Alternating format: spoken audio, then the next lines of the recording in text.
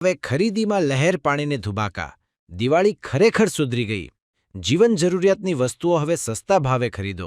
ક્યારે અને કેમ? જવાબ છે કેન્દ્ર સરકારે જીએસટી કાઉન્સિલની 56મી બેઠકમાં રાહતભર્યો નિર્ણય કર્યો છે. હવે માત્ર જીએસટીના 2 સ્લેબ લાગુ રહેશે. 12 અને 28%નો સ્લેબ દૂર કરી દેવામાં આવ્યો છે.